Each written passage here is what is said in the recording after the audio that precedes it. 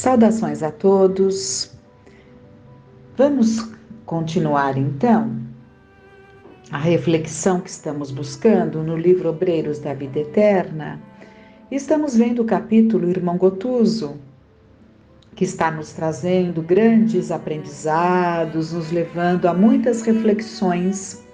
E nós estávamos justamente quando ele dizia que se encontrava naquela condição há 10 anos, quando ele visita o lar, em que ele deixou a esposa, os 2 filhinhos em idade ginasial, e ele encontra a esposa casada com um primo e com mais 2 filhinhos, e aquilo doeu muito no coração dele, porque ela havia, naqueles momentos mais difíceis em que ele estava ali para desencarnar, ela prometeu, uma fidelidade, e ele entendeu e desejou desta forma, confiando nas promessas, da forma como ele entendia as promessas dentro da sua crença católica, em que ele achava que poderia continuar como desencarnado, como um protetor, ali da sua família. Então ele não compreendia exatamente como as coisas se davam, porque nem sempre ao desencarnarmos temos ali uma condição de poder estar protegendo, aqueles a quem amamos. Muitas vezes a nossa presença até traz determinados desconfortos, dependendo ali da nossa vibração, do nosso estado íntimo, do nosso padrão vibratório. O fato é que nós estávamos bem nesse ponto. Quase 10 anos são decorridos e minha mágoa continua tão viva como na primeira hora. Deixando-o entregue ao desabafo, alguns minutos pesados rolaram entre nós.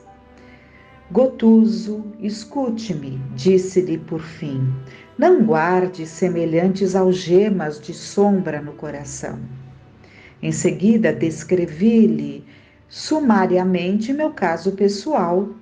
Ouviu-me atento, confortado, porque, como falamos no outro, André Luiz viveu algo semelhante, Finalizando, considerei: por que razão condenar a companheira de luta? E se fôssemos nós os viúvos, quem poderia afiançar que não teríamos sido pais novamente? Não se prenda por mais tempo.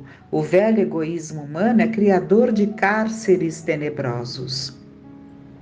Percebeu-me a sinceridade e calou-se humilde.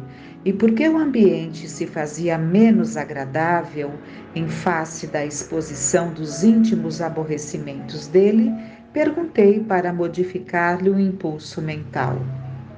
Circunscreve-se o trabalho à assistência aos enfermos no setor de tarefas que lhes são atribuídas? E ele responde: tem outros campos de atividade, informou. Fitando-me algo modificado na expressão fisionômica, interrogou: já cooperou em tarefas reencarnacionistas? Recordei a experiência que acompanhara de perto em outra ocasião. Nesse momento, André Luiz se refere ao que ele narrou no livro Missionários na Luz, que foi o 3º livro de André Luiz. Obreiros da Vida Eterna é o 4º.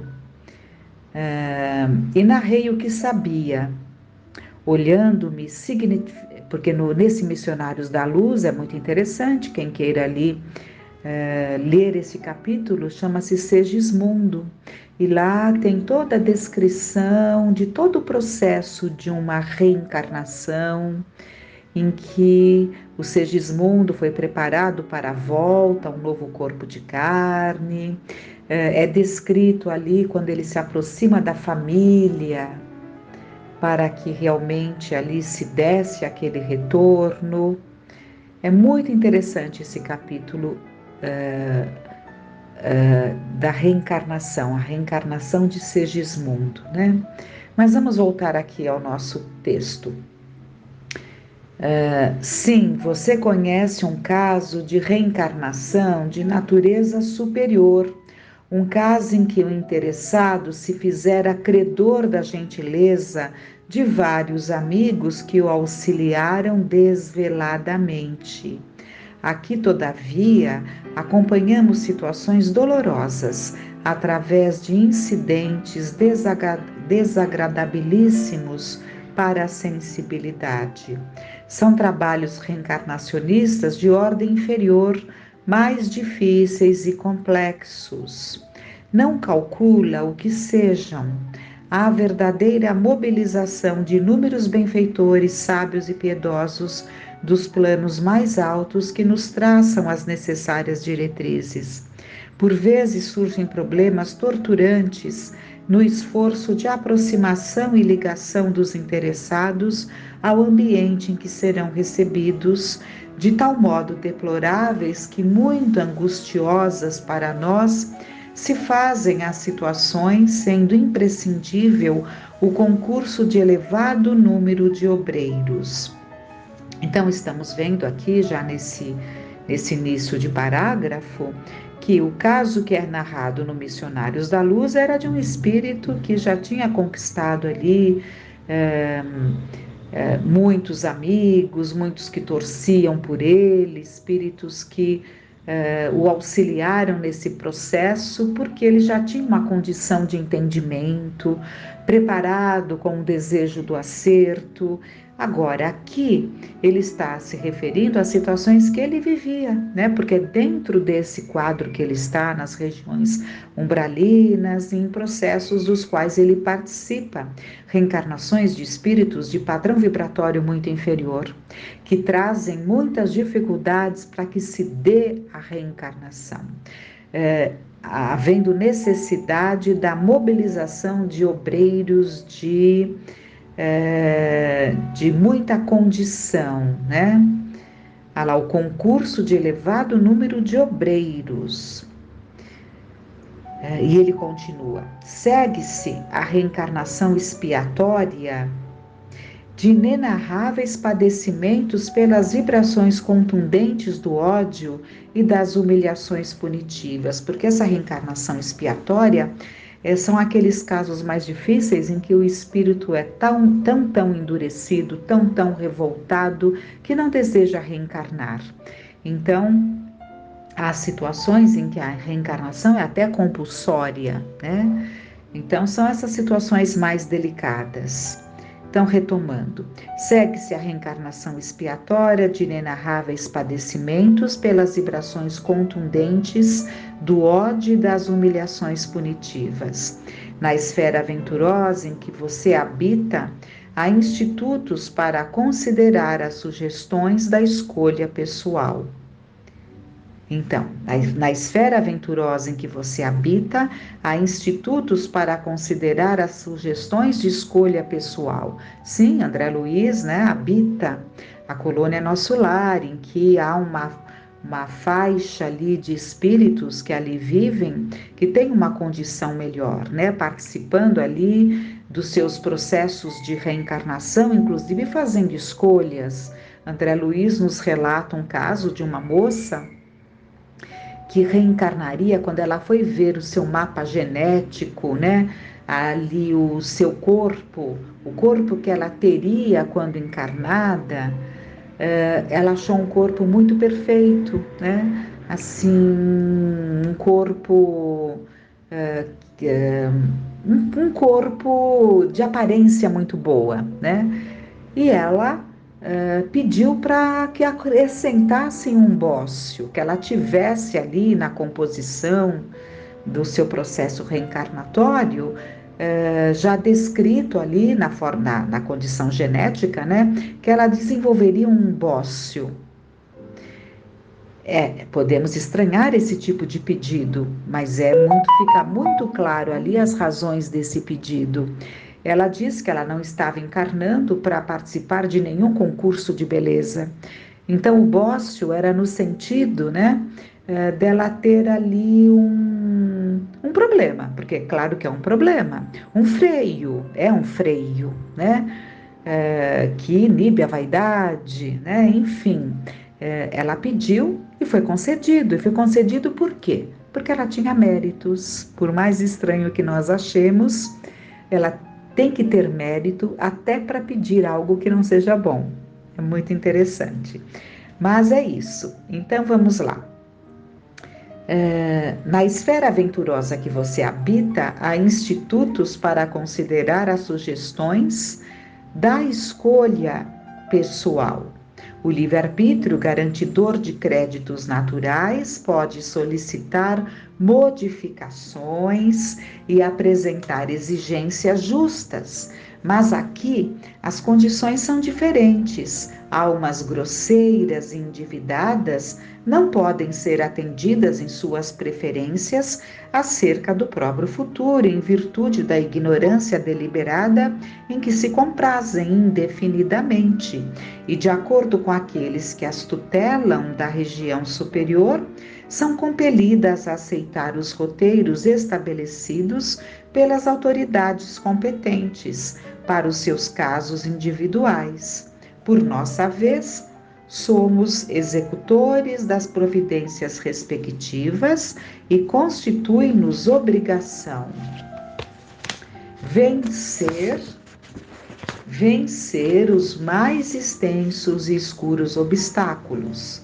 Nesses quadros de dor, vemos pais e mães que instintivamente repelem a influenciação dos filhinhos antes do berço, dando pasto a discórdias sem nome, a antagonismos aparentemente injustificáveis, a moléstias indefiníveis, a abortos criminosos. Enquanto isso ocorre, os adversários que reencarnam em obediência ao trabalho redentor, programado pelos mentores abnegados destas personagens de dramas sombrios, com longa representação no cenário da existência humana, penetram o campo psíquico dos ex-inimigos e futuros progenitores, impondo-lhes sacrifícios intensos e quase insuportáveis. Então dá para nós percebermos a dificuldade dessas encarnações expiatórias em que estão todos ali envolvidos em débitos clamorosos e que acabam trazendo dificuldades tais como moléstias indefiníveis, abortos criminosos, né? Então, tudo ali dentro de uma programação, mas que as condições não são favoráveis. Interrompeu as considerações, fez curta pausa para acrescentar em seguida: repare que a diversidade entre as suas informações e as minhas é efetivamente considerável. Os espíritos que se esforçam nas aquisições da luz divina, através do serviço persistente na própria iluminação, conquistam o intercâmbio direto com instrutores mais sábios, aprimoram-se consequentemente e, pelos atos meritórios a que se consagram, podem escolher seus elementos de vida nova na crosta terrestre como trabalhador digno que, pelos créditos morais conquistados, pode exigir as próprias ferramentas destinadas ao seu trabalho. Ele está comentando aqui a diferença de espíritos mais preparados, né, quando são encaminhados para a reencarnação, podendo participar, podendo pedir, né, requerer certas coisas, ou melhorias, ou até dificuldades, como vimos o caso, né? O fato é que o espírito esclarecido, ele não pede facilidades. Quem lê o livro Nosso Lar vê que há um determinado momento em que a família de Lísias, quem já leu sabe do que eu estou falando, né? A família de Lísias, que era a mãe, o filho, a irmã, eles acolheram André Luiz, né? Na casa deles, ali André Luiz vivia com eles nesta casa, quando ele foi acolhido na colônia Nosso Lar, e o pai deste grupo, né, que tinha sido pai noutra encarnação, Era um núcleo que voltariam juntos novamente, estariam juntos no palco da vida, e o pai, aquele que tinha sido pai na encarnação anterior, já estava de volta. Por ser pai, tem que ser de modo geral, né? Normalmente é assim mais velho, então ele estava mais velho que a mãe, né? Ele estava já encarnado, ele tinha 3 anos e ele foi chamado, ele foi levado na casa dos seus afetos, onde estava a esposa e os filhos da última encarnação. Então tem todo um processo que é descrito ali, mas o que eu quero dizer é que quando ele estava se afastando daquele momento tão emocionante, né, em que ele se faz presente como adulto, não como uma criança, um bebezinho que estava no berço, e sim como ele, espírito adulto, né? Quando ele está se despedindo, a filha fala: pai, diga-me de que forma nós podemos ajudá-lo. E ele diz: não me peçam facilidades. O que ele diz? Não peçam para mim que eu tenha facilidades na vida. E por que ele disse isso? Porque era um espírito preparado e sabia que para nossa encarnação ser útil, nós não podemos ter muitas facilidades, senão nós nos distraímos. Mas vamos voltar ao texto. Os servos do ódio, do desequilíbrio, da intemperância e das paixões, contudo, que se preparem para as exigências da vida.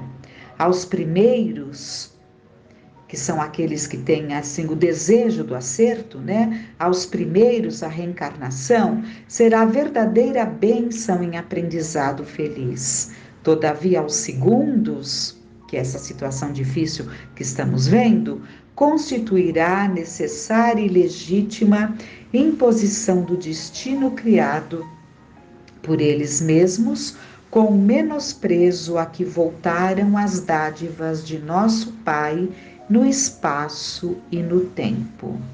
Escutando-lhe as observações, sob inexcedível impressão de alegria e encantamento, não pude sopitar a conclusão que me saiu otimista e espontânea da boca.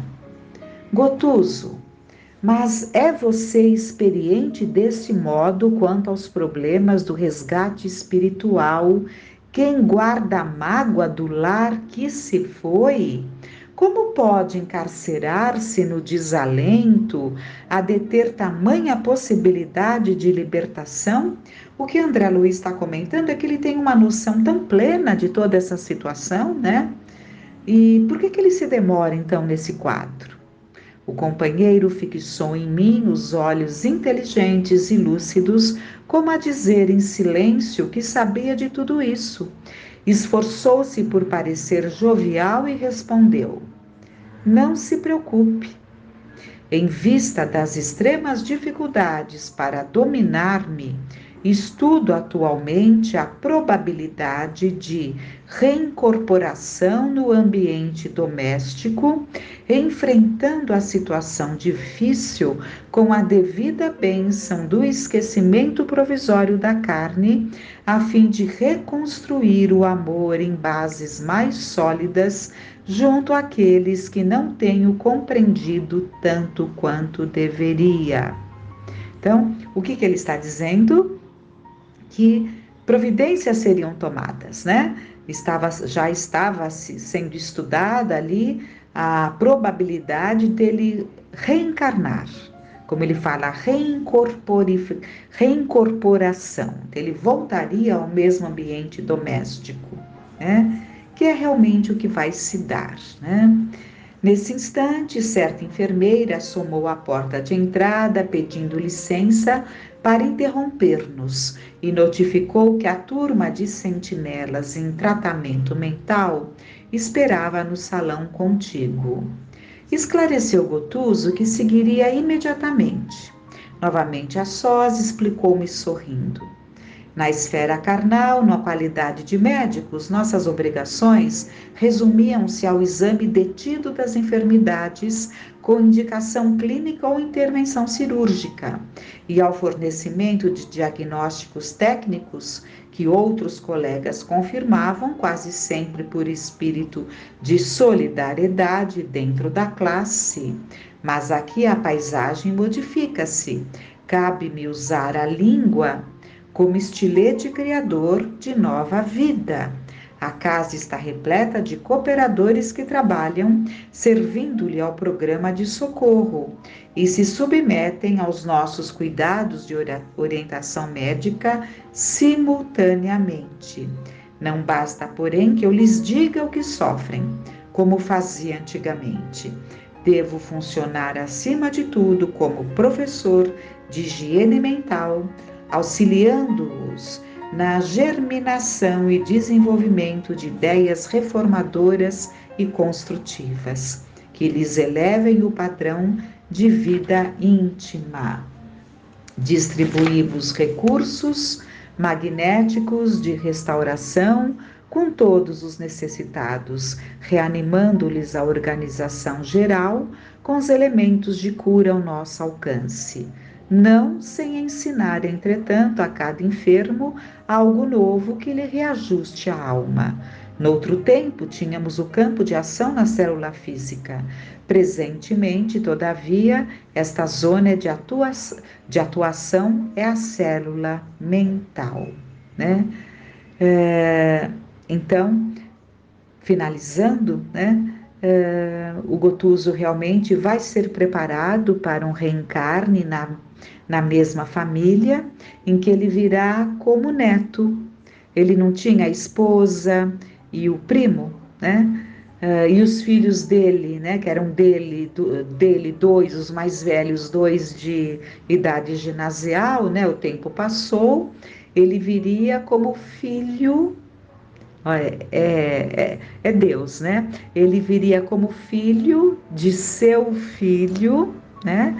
Portanto, seu primo seria seu avô. E ali, como uma criancinha, né?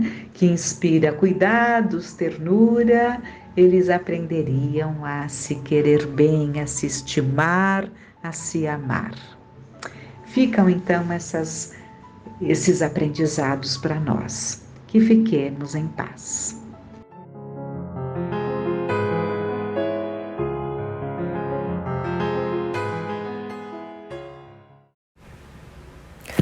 Olá! Hoje nós vamos começar um tema novo, mas um tema extremamente relevante, que é sobre a mediunidade. Então é importante a gente cada vez mais se aprofundar, conhecer, se observar.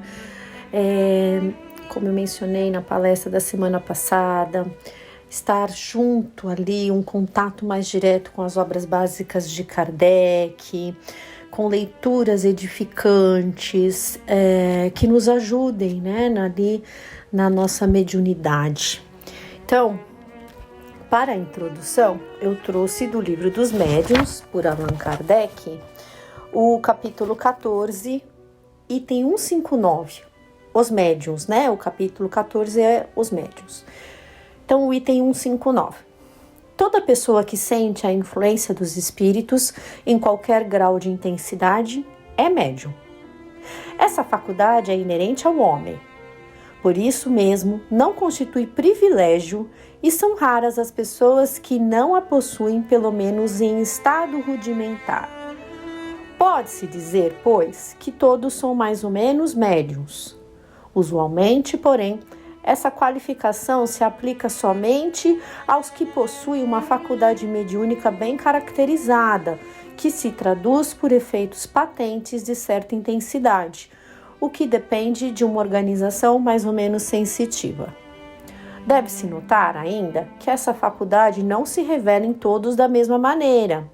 Os médiuns têm, geralmente, aptidão especial para esta ou aquela ordem de fenômenos, o que os divide em tantas variedades quantas são as espécies de manifestações.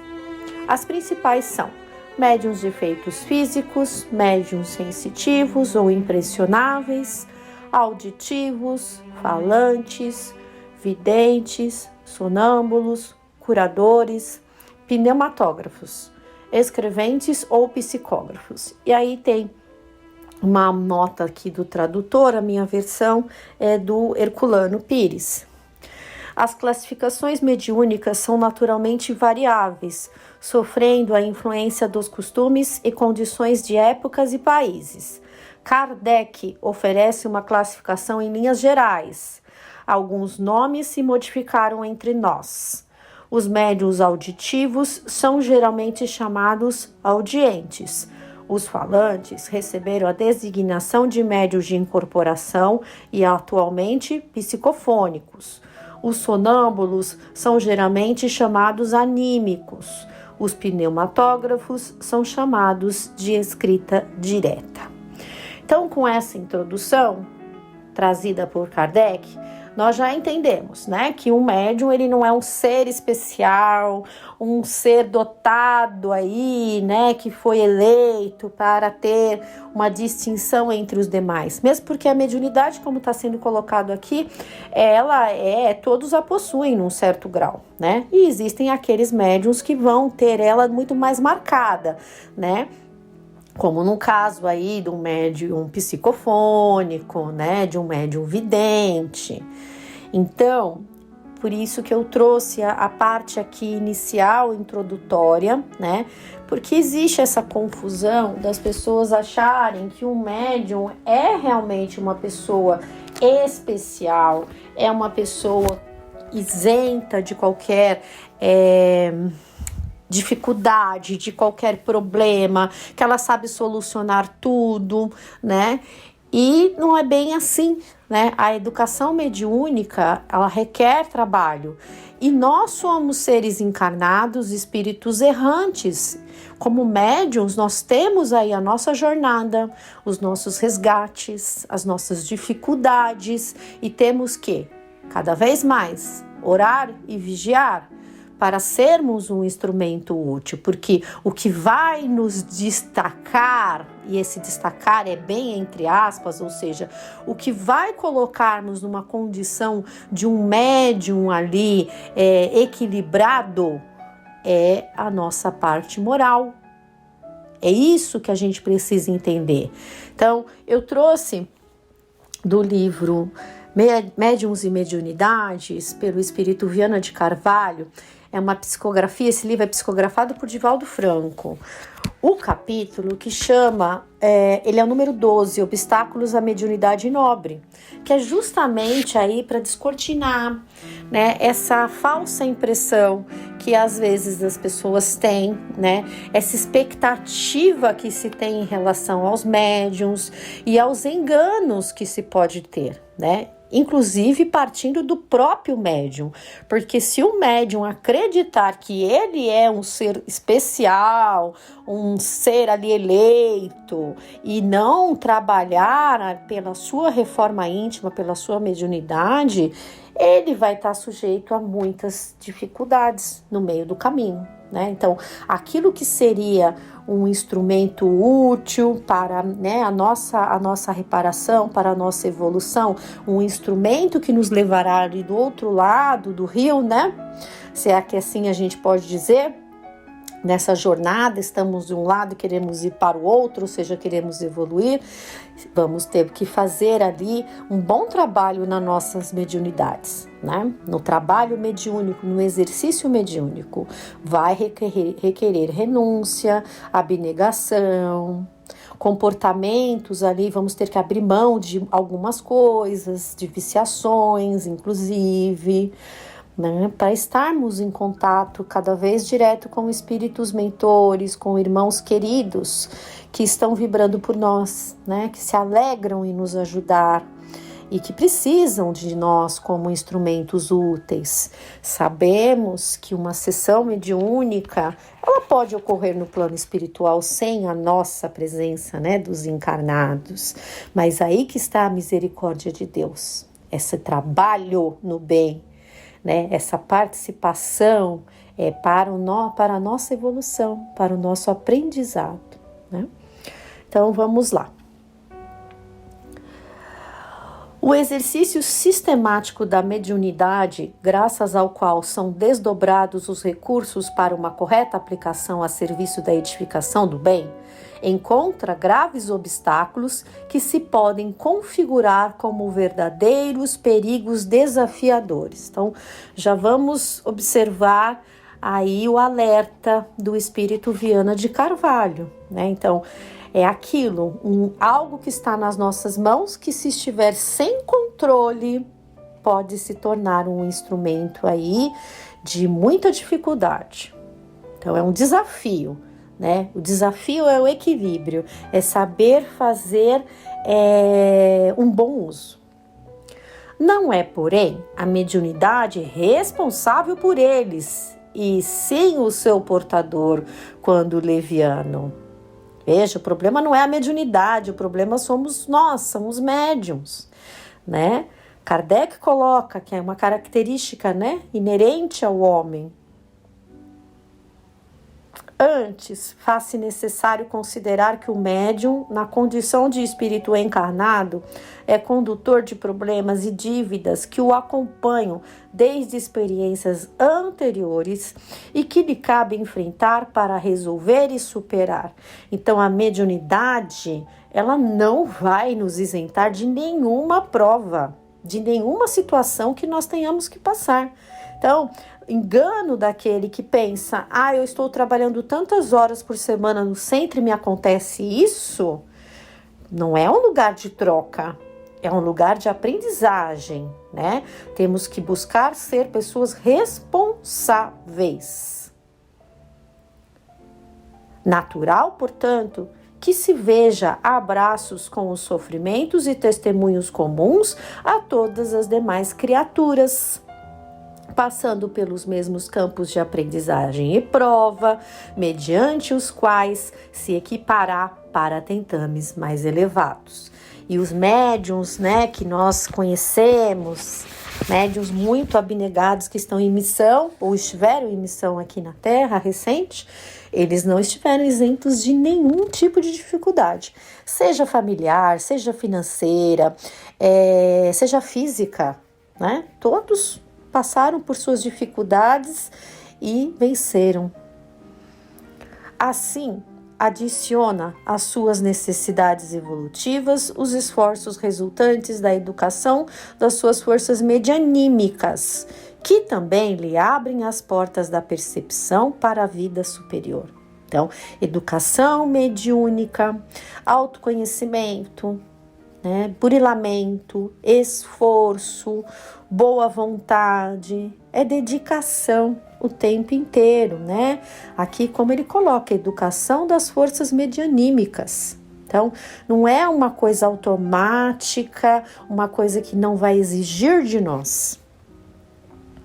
Na fase inicial, e convém considerar que os perigos não cessam nunca, um dos maiores escolhos à boa prática mediúnica é a insistência dos espíritos levianos e maus por comunicarem-se, roubando tempo útil para o progresso ou intoxicando o sensitivo com fluidos deletérios ou distraindo-o com mensagens apócrifas, mentirosas, laudatórias, perturbadoras, com caráter de profecias apavorantes, muito do agrado da frivolidade como do orgulho dos incautos.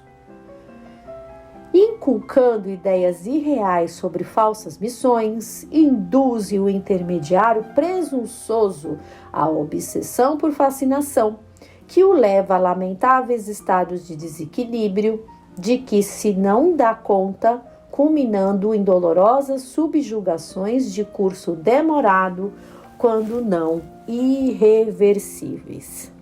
Temos aqui um parágrafo muito importante. Então, vamos ao começo dele. Então, os perigos não cessam nunca.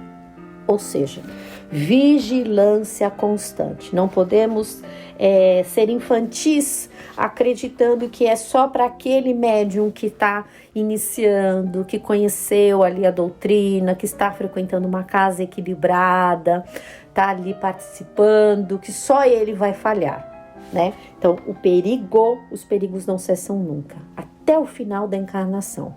Então, requer o esforço no bem, a vigilância firme, constante, a autoobservação, né? Se não me engano, era o Chico que falava isso, né? Que ele estava ali até o fim, né? Que era para que ele não falhasse até o final, né? Essa questão, vejam como ele tinha e tem, né? Como espírito, esse esclarecimento, essa humildade que poderia falhar até o último instante, né? Então, vigilância sempre. A outra questão que ele coloca, né, o assédio, insistência de espíritos levianos. Por isso é importantíssimo, né, nós estudarmos as obras básicas, entendermos que nós, né, estamos encarnados num planeta de prova e de expiações, portanto, somos espíritos imperfeitos, né, e que o planeta está povoado de espíritos encarnados e desencarnados imperfeitos, né? Nós vamos atrair o quê? Dependendo das nossas ações, espíritos imperfeitos, espíritos viciados. Não é porque é um espírito, né, que desencarnou que se tornou um espírito elevado. Então, precisamos entender a qualidade das comunicações, quais são as características, né, de um espírito superior, de um espírito puro. Tudo isso nós temos nas obras básicas para nos ajudar, né? Então, se estamos sendo um instrumento ali de um espírito leviano, mal, né, que fica nos distraindo, que fica incitando o nosso orgulho, a nossa vaidade, então tem alguma coisa que não está certa, né, aí. Ele fala, né, das comunicações apócrifas, né, que são comunicações atribuídas a nomes respeitáveis, mas de cunho duvidoso. Então, nós temos que ser vigilantes. Será que esse espírito falaria isso? Será que esse espírito diria esse tipo de coisa? Recomendaria? Aconselharia desta forma? Como foi a encarnação dele, né? Então, esses detalhes, só nós vamos entender na prática mediúnica, né? E no estudo ali bem intenso da obra, né? Bem intenso da doutrina. Não é passar o olho, é refletir, é entender, fazer uma análise crítica, né?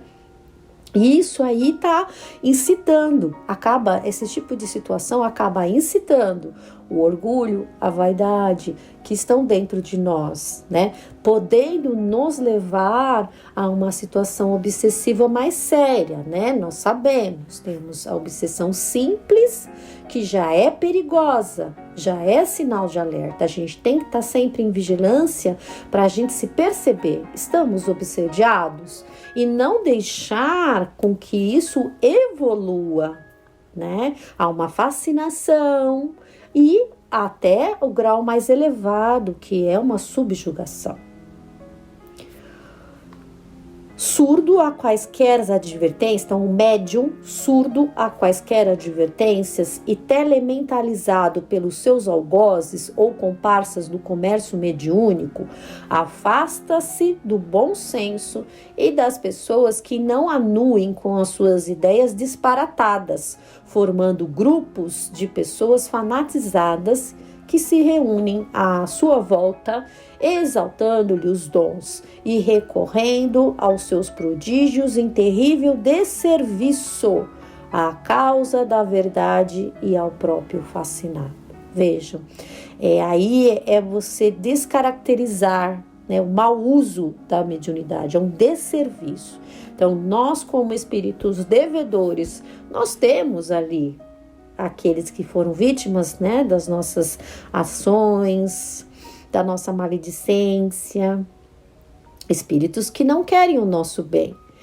Então, já são ali nossos inimigos, além daqueles que também querem, muitas vezes, que assediam as casas, assediam aos médiuns, para que um trabalho de luz não tenha continuidade, porque incomoda, são falanges de espíritos. Então, o médium invigilante, o médium imprudente, ele vai sintonizar com isso, vai abrir portas e janelas para o erro. E quando alguém alertar, né, um dirigente, um colega ali que está no mesmo trabalho, a pessoa volta as costas, né? Ela vai falar que essa pessoa que está alertando está com ciúmes, está com inveja. E aí o que ela faz? Ela se une às pessoas que ficam ali dando munição, né? Exaltando a mediunidade dele, do médium desequilibrado, seguindo os seus conselhos. Então, realmente é uma situação muito grave. Esse escolho se apresenta mediante febre, que assalta quem lhe padece a injunção por se projetar, escrevendo e divulgando tudo quanto lhe chega, aureolado por nomes respeitáveis e venerandos, que não suportam a menor análise crítica quanto à forma nem quanto ao fundo. Por isso a necessidade, parece repetitivo, mas é algo que nós temos que ter sempre em mente, da vigilância, né? Da busca constante em relação a um assédio, a uma situação difícil. Convidado à reflexão, assume postura de vítima, perseverando na ilusão de que é missionário especial, incompreendido e maltratado pelos seus coetâneos. Então, o médium imprevidente, o médium que está servindo de instrumento de dificuldade, que está obsidiado, ele vai se juntar cada vez mais, né, àqueles que validam as suas atitudes e não àqueles que estão alertando, né? Lembrando que também em desdobramento podemos ser ali amparados, alertados, mas é o nosso livre-arbítrio que vai fazer com que façamos boas escolhas, né? Temos que buscar na nossa consciência, está certo isso? Né?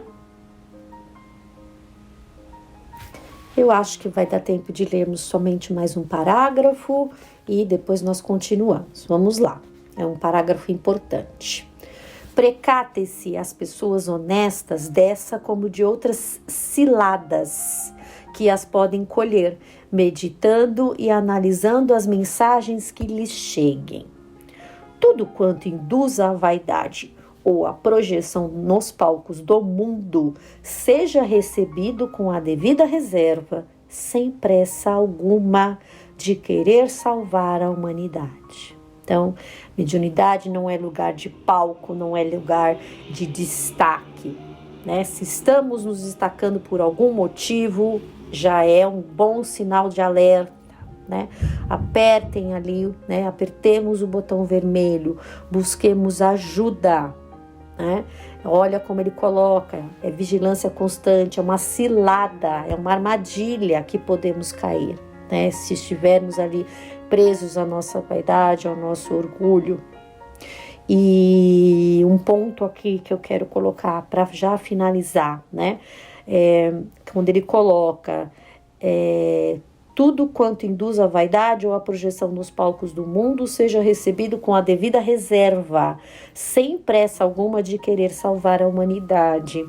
Veja, uma comunicação ali de orientação para um grande número de pessoas, ela não viria por um único canal, por um único médium, justamente por causa dessas dificuldades. Então, orientações, instruções, elas são encaminhadas por vários médiuns, né? E ali passa-se por uma validação, como aconteceu, né, com a codificação. Então, esse trabalho minucioso de Kardec, né, de validar, de conferir, e muitas comunicações ocorriam ao mesmo tempo, só que as comunicações tinham ali a mesma diretriz, a mesma mensagem central, né? Então, isso é um indício, é um alerta, né? Por que viria por um único canal? Né? Então, o médium tem que estar bem atento a uma situação como essa, né? Como foi colocado aqui bem no começo, né? Perigos que não cessam nunca. Então, vamos parar o texto aqui, né? Nesse ponto e retomamos na próxima semana. Acho que já tem um bom material para nós refletirmos a respeito da mediunidade. Até a próxima semana, se Deus quiser.